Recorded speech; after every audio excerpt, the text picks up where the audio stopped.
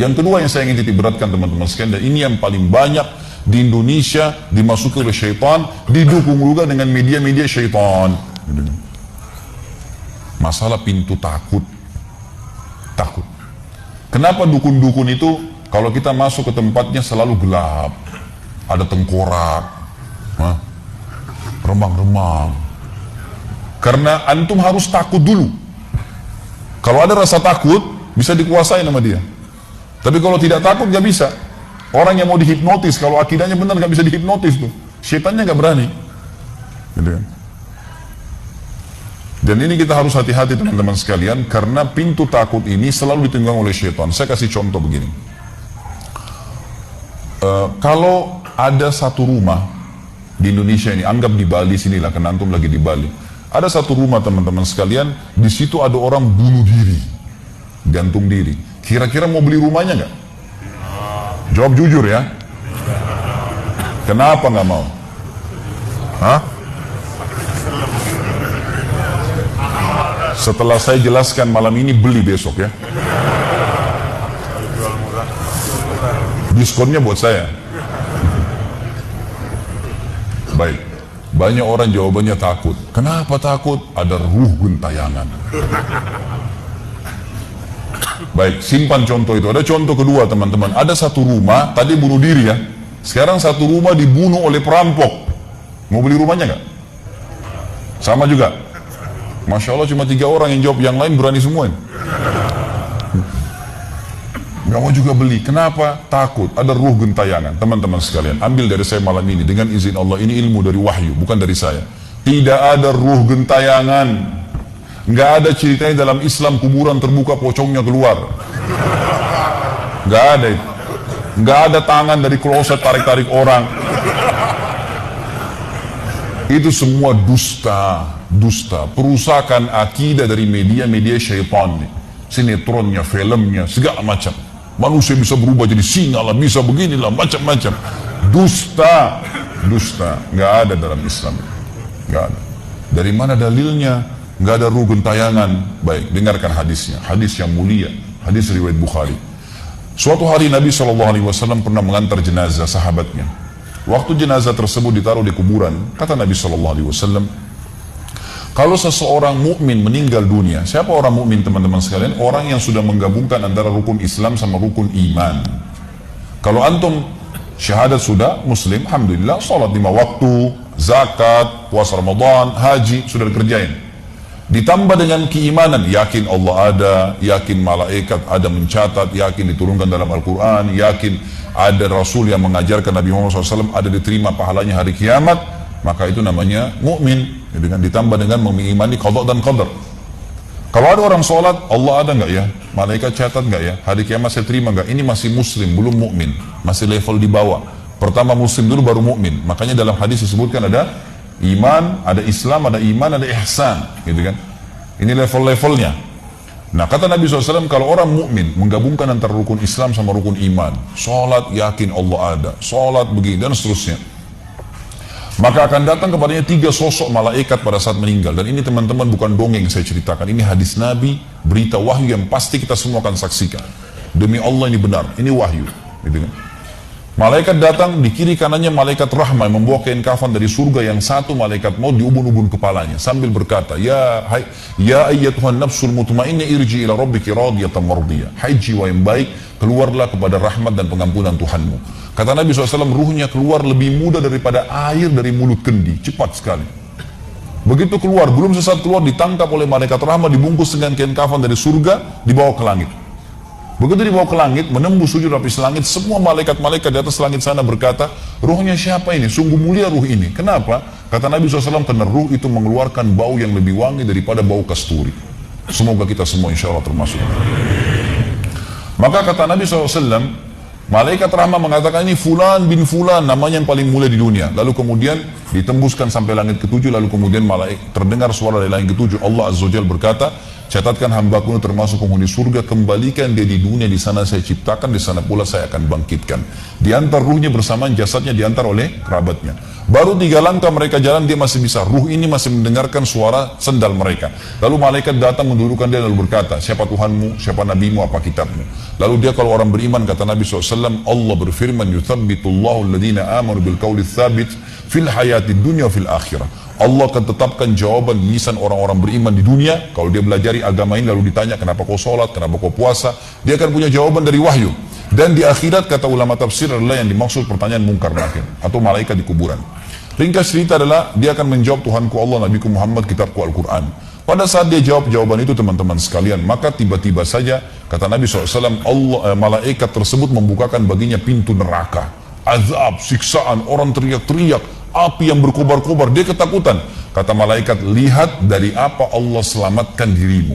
Karena kau beriman, kau nggak jadi masuk sini. Ditutup supaya dia tahu nih, kalau dia berbuat salah akan masuk situ. Ditutup, dibuka pintu surga, ada yang dayang, permadani, istana yang luas, luar biasa. Dia gembira. Lalu kata malaikat, kau akan masuk di sini. Allah cepatkan waktu karena aku ingin masuk ke dalam surgaku. Lalu datang di sebelahnya orang yang tampangnya gagah, badannya bersih, wangi, saking sempurnanya, kata jenazah ini, ruh ini berkata, siapa kamu ini? Sungguh sempurna ciptaan Allah pada dirimu. Maka dia berkata, diam dulu. Maka dia berkata, gitu kan?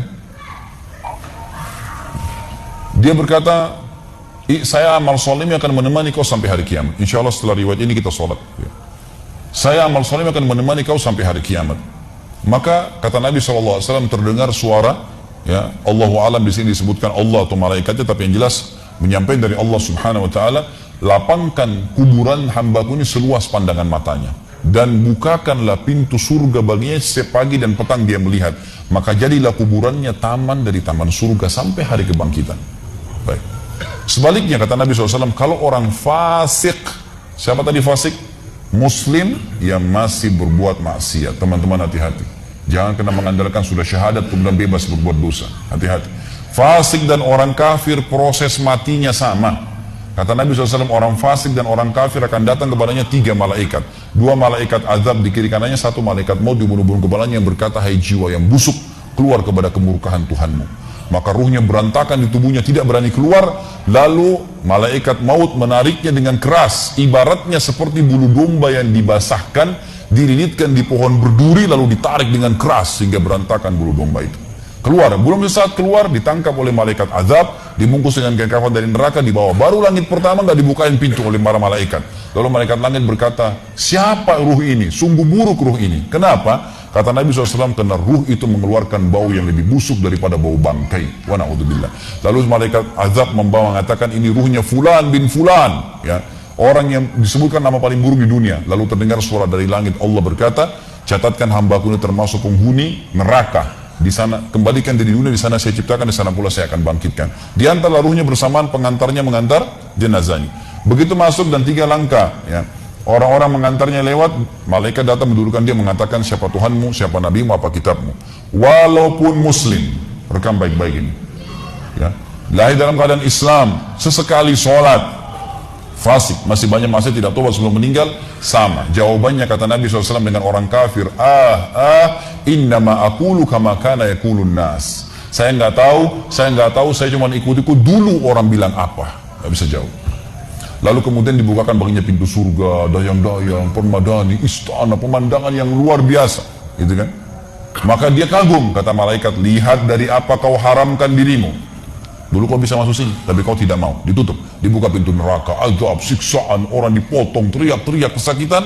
Lalu dia ketakutan, kata malaikat, ini tempat kau selamanya, kau tidak akan bisa lari. Maka dia berdoa mengatakan, ya Allah, jangan kau cepatkan waktu karena aku tidak ingin masuk ke dalam nerakaku. Lalu datang di sebelahnya orang yang buruk tampangnya, bau badannya nggak enak. Lalu saking buruknya, kata jenazah ini, kata ruh ini, siapa kamu ini? Pergi dari saya, sungguh buruk ciptaan Allah pada dirimu. Maka dia mengatakan, tidak, saya amal burukmu yang akan menemani kau sampai hari kiamat. Lalu dalam penutupan hadis Bukhari ada 2 riwayat. Yang pertama, Allah Azza wa Jal, ya, mengirim kepadanya malaikat yang tidak punya penglihatan dan pendengaran. Allahu alam bagaimana nih? Yang membawa sebuah besi, yang kalau besi itu seluruh jin dan manusia bersatu mau membalik saja mereka tidak mampu. Bayangkan seluruh jin miliaran, seluruh manusia miliaran, balik saja mereka tidak mampu. Ini saking kuatnya malaikat tersebut. Maka menghantamkan ke tubuh orang ini, hancur, diutuhkan kembali lagi. Begitu terus sampai hari kiamat. Riwayat yang kedua mengatakan, Allah Azza wa Jalla membuat dinding kuburannya merenggut tubuhnya, menjepit tubuhnya sampai seperti ini tulang rusuknya. Kembali lagi, kata ulama hadis digabungkan keduanya, dipukul sambil diremukkan, dikembalikan lagi, begitu terus sampai hari kiamat. Maka teman-teman sekalian, dalil ini sebagai penutup dalam sesi pertama materi kita, teman-teman sekalian, dalil ini menjelaskan tidak adanya ruh gentayangan dalam Islam. Gak ada. Kita tarik ke contoh tadi, orang yang bunuh diri tadi berdosa besar bukan? Dosa besar. Berarti dia meninggal sekarang di kuburan lagi disiksa. Nggak ada ceritanya keluar ganggu orang atau balas dendam. Nggak ada waktu.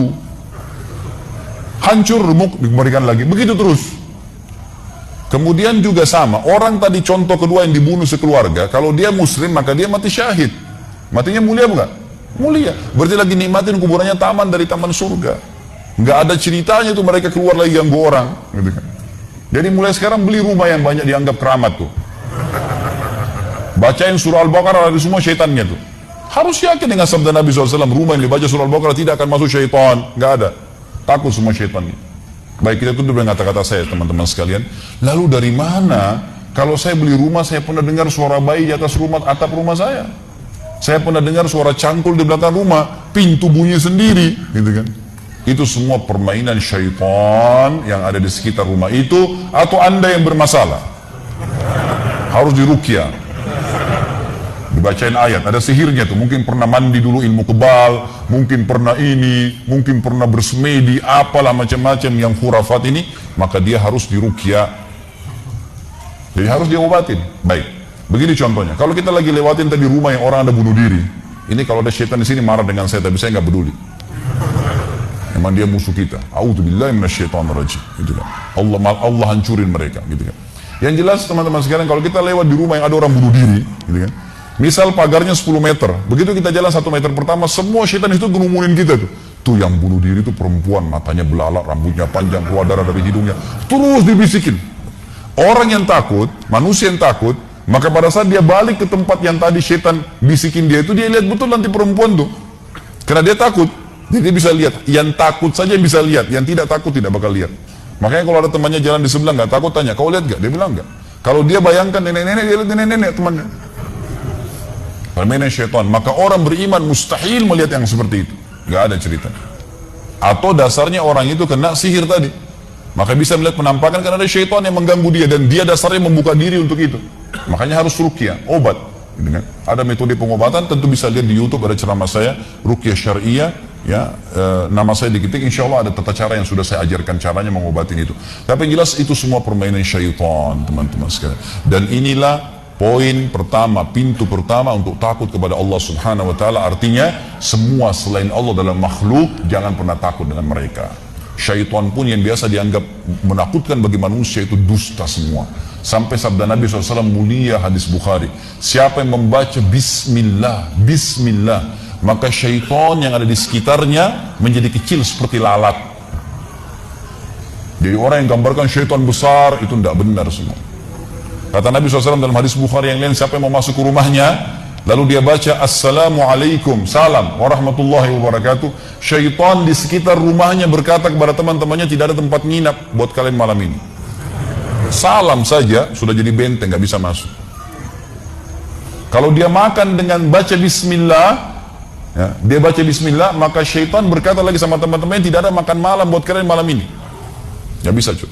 Dan syaitan tidak bisa membuka dan menembus tembok atau pintu manusia.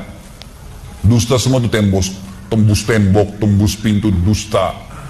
Karena Nabi SAW yang bilang, syaitan tidak bisa membuka kembali pintu ditutup oleh manusia. Syaitan tidak bisa membalikkan, ya, panci yang sudah ditutup oleh manusia. Maka padamkanlah lampu kalian, tutuplah panci-panci kalian, karena syaitan bisa menunggangi makhluk yang lain.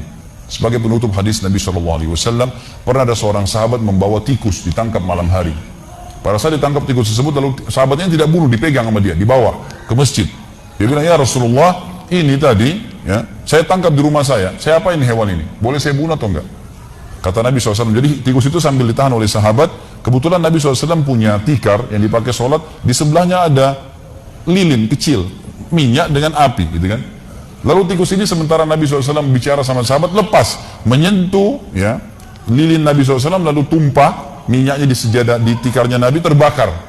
Kata Nabi SAW, sesungguhnya hewan ini fasiqah, fuaisiqah, buruk, boleh dibunuh, gitu kan.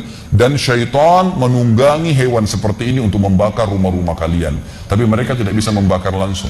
Mereka cuma bisa menggunakan hewan yang kebetulan lewat dan seterusnya. Seperti misalnya syaitan bisa menggoda manusia lain untuk mengganggu kita, gitu kan. Tapi untuk dia langsung tidak ada ceritanya. Itu semua tidak benar, teman-teman sekalian. Insya Allah kita lanjutkan nanti setelah sholat isya, dan kita tunda ba'diyah isyanya supaya menghemat waktu. Subhanakallahumma bihamdika asyhadu an la ilaha illa anta astaghfiruka wa atubu ilaik. Wassalamualaikum warahmatullahi wabarakatuh.